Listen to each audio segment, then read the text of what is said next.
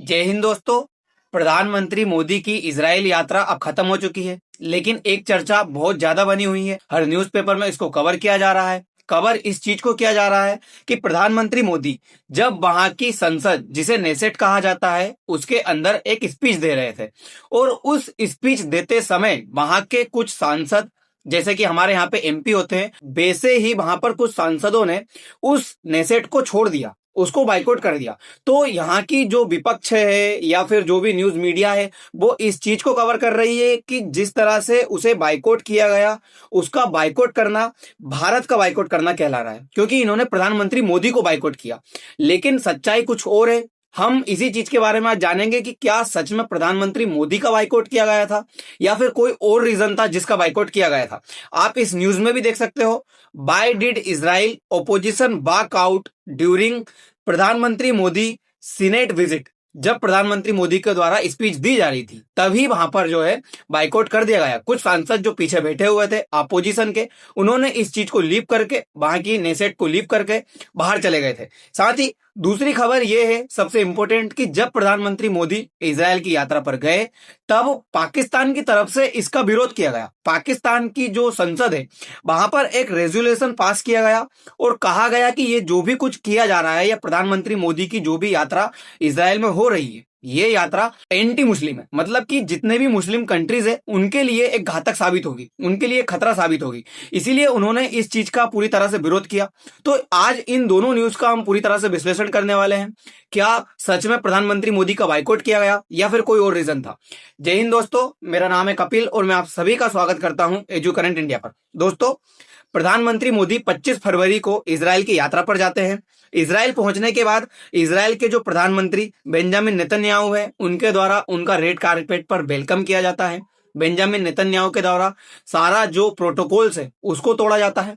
ऐसा होता नहीं है कि कोई इजराइल का प्रधानमंत्री किसी प्रधानमंत्री के लिए अपना प्रोटोकॉल तोड़े, लेकिन उन्होंने प्रधानमंत्री मोदी के लिए प्रोटोकॉल तोड़ा और जाकर के उनको रिसीव किया। साथ ही उनकी जो वाइफ है वो भी इसमें शामिल होती है। ये दोनों मिलकर के प्रधानमंत्री मोदी का जो है ग्रेट वेलकम करते हैं। वहां पर उनको लाया जाता है। इजराइल की जो सीनेट है उसमें भी उनकी विजिट कराई जाती है।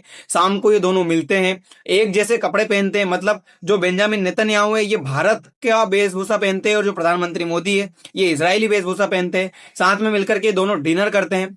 काफी ज्यादा जो बातें हैं इनकी आगे बढ़ती है। साथ ही जो प्रधानमंत्री मोदी है, इनकी जो ये विजिट है इजराइल की, ये सेकंड विजिट कंसाइडर की जा रही है, क्योंकि इससे पहले 2017 में प्रधानमंत्री मोदी इजराइल की यात्रा पर जा चुके हैं।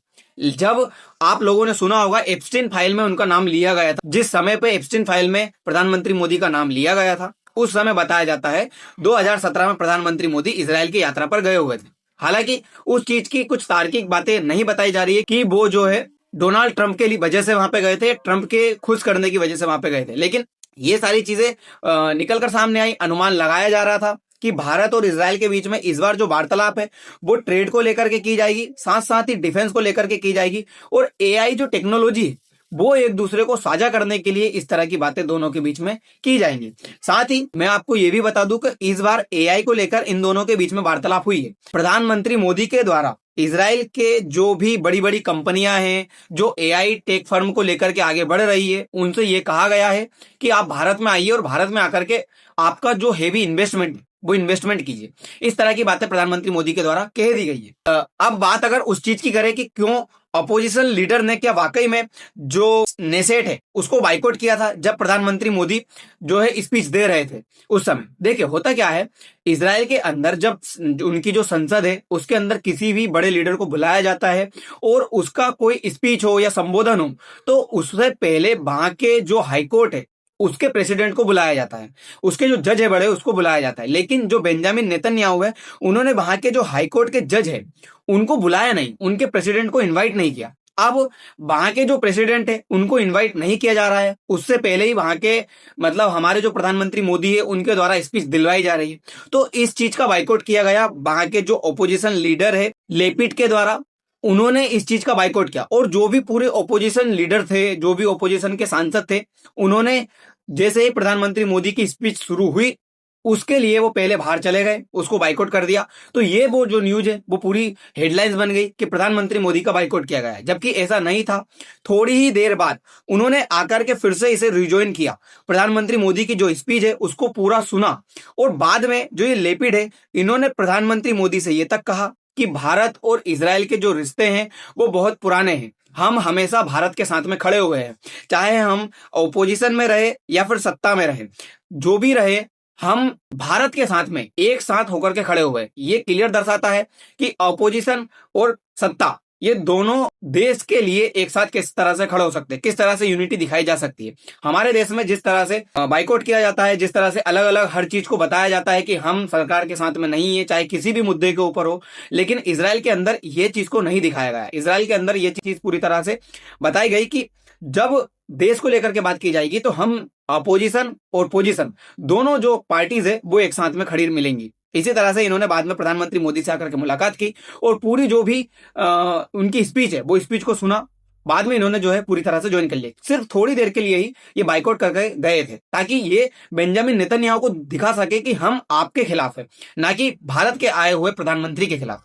तो इस तरह की बातें बाद में जो है डिटेल बता दी गई। साथ ही जो प्रधानमंत्री मोदी है उनको वहां की जो इजराइल की नेसेट है, संसद है, उसके द्वारा एक पुरस्कार दिया जाता है, एक गोल्ड मेडल दिया जाता है, उससे भी सम्मानित किया गया प्रधानमंत्री मोदी को, जो कि एक भारत के लिए गौरवान्वित समय है। साथ ही बात करें यदि पाकिस्तान की, तो पाकिस्तान इसलिए बौखलाया हुआ है कि अनुमान लगाया जा रहा था जब प्रधानमंत्री मोदी इजराइल की यात्रा पर जाएंगे तब वहां के जो बेंजामिन नेतन्याहू हैं उनके द्वारा एक अनाउंसमेंट पहले ही कर दिया गया था कि जब भारत के प्रधानमंत्री इजराइल की यात्रा पर आएंगे तो हम दोनों मिलकर के एक ग्रुप बनाएंगे, उस ग्रुप का नाम होगा हेक्सागोन ऑफ अलायंस।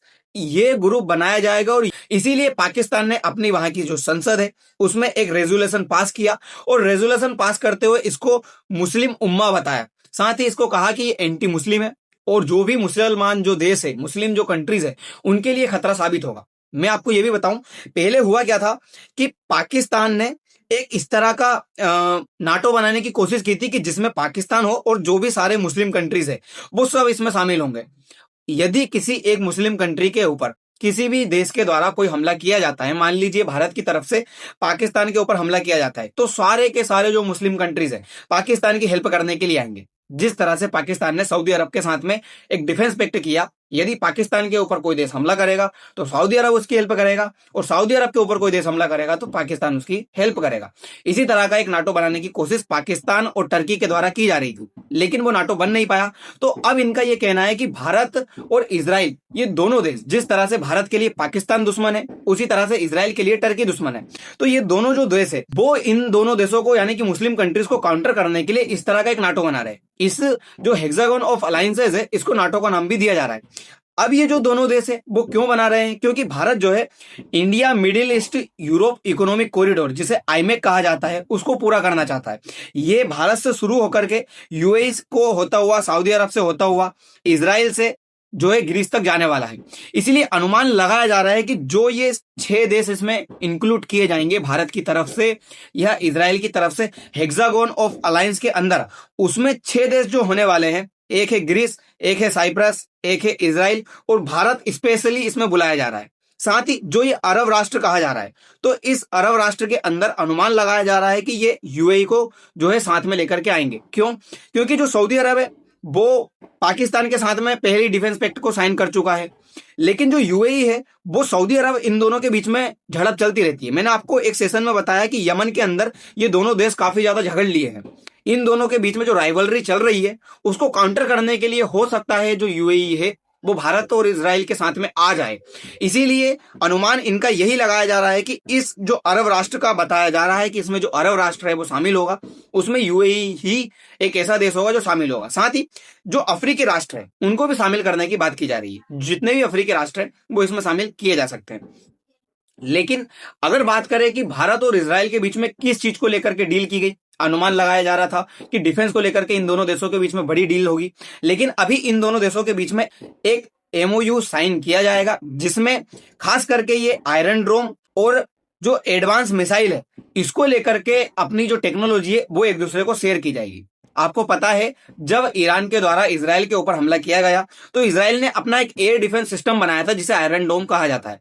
इस डोम की वजह से उसने इसराइल ने ईरान के सारे जो मिसाइल वगैरह थे उनको वहीं पे इंटरसेप्ट किया और इसराइल को सेव किया। तो अनुमान यह है कि इसी तरह का एक एयर डिफेंस सिस्टम आयरन डोम जो है वो भारत को दिया जाएगा, जिससे कि भारत अपने दुश्मनों से जो है खुद को सेव कर सके। साथ ही भारत जो है इसराइल से एक ड्रोन लेने की जो है उसकी तैयारी चल रही है। इसराइल का एक ड्रोन है जिसका नाम है हेरोन MK2। ये ड्रोन भारत और इसराइल के बीच में संबंध बढ़ाने के लिए काफी ज्यादा आगे लेकर के जाएगा और भारत इस ड्रोन को खरीदना चाहता है। इस ड्रोन की अगर खासियत की बात की जाए तो ये 45 घंटे तक एक साथ आकाश में उड़ सकता है। साथ ही ये 35,000 जो फीट है उसकी ऊंचाई तक भी उड़ सकता है। साथ साथ ही ये 470 किलोग्राम का पेलोड है वो एक साथ लेकर के जा सकता है। तो ये जो ड्रोन है ये काफी ज्यादा भारत के सपोर्ट में साबित होगा। तो दोस्तों इस तरह की चीजें अभी इसराइल और भारत के बीच में सामने निकल कर आई है। मैं हमेशा आपको कम से कम शब्दों में समझाने की कोशिश करता हूं। आप चाहे सारे सेशंस में देख सकते हो, मेरी पिछली वीडियोस में देख सकते हो। मैं कम से कम समय में आपको जितनी भी डिटेल है वो बताने की कोशिश करता हूं। अगर आपको ये डिटेल अच्छी लगी हो तो वीडियो को लाइक और चैनल को सब्सक्राइब जरूर कीजिएगा। फिलहाल के लिए इतना ही, मिलते हैं अगली वीडियो में। धन्यवाद।